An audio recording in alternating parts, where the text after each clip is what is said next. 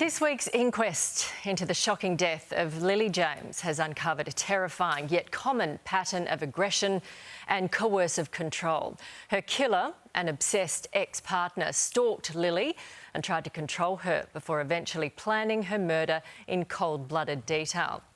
This is the moment he stopped for his weapon. He shopped for it, a hammer from the hardware store. And this is the moment he practised storming the bathroom where Lilie would eventually be killed.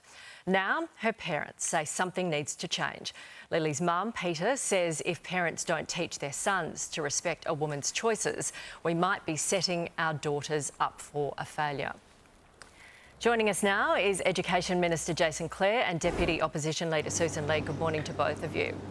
Jason, an expert told us this week that domestic violence often starts with coercive control, boys exerting control over girls. What are we doing in our schools, in Australian schools, to teach this?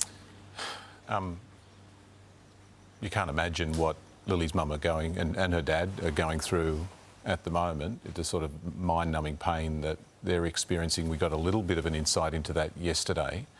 You know, Lilie was an innocent young woman whose life was taken away from her by this monster. I think the key point we need to make is that this is not just the act of one monster.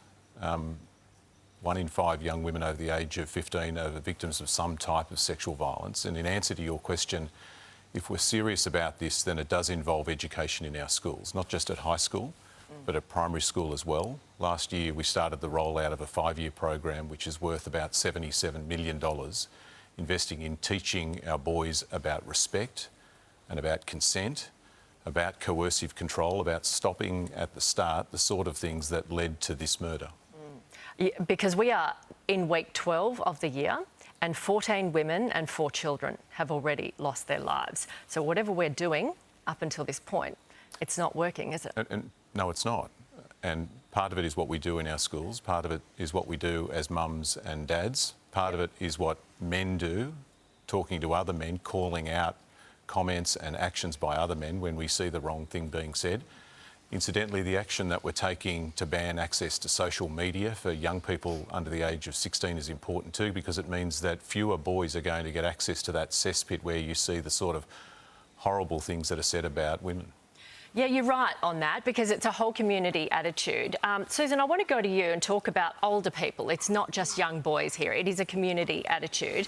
A senior school principal said at the time of this murder, words to the effect of, this type of thing doesn't happen as often as it does in other countries. And as we've seen, roughly 1 woman a week, many years, is killed by domestic violence. He then said, this murderer, Tyson, wasn't a monster. He committed a monstrous act, which was in complete contradiction to how everyone knew him. Again, that was untrue. An ex-girlfriend said he stalked her, he tracked her, he scared her. Do we need to also look at educating older people who are obviously getting this wrong too?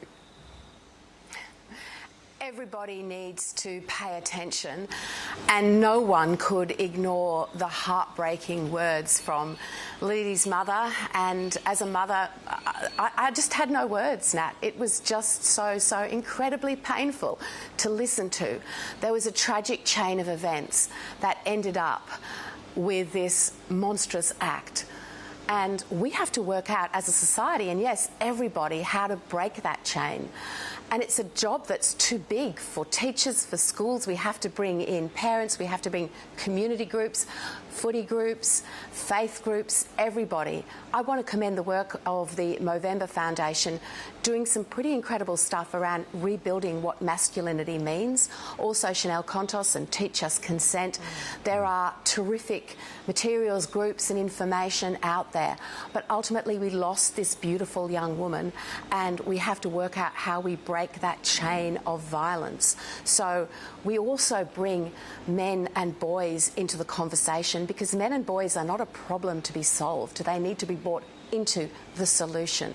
So let's, as you've indicated, as others have, make this something that everyone, everywhere participates in. Yeah, exactly. And like Jason said, it starts at primary school and then into high school, and the language we all use and the dads use. Yep. And maybe we can get somewhere. We thank you both for joining us this week. We'll see you next week. Here's Sherbo.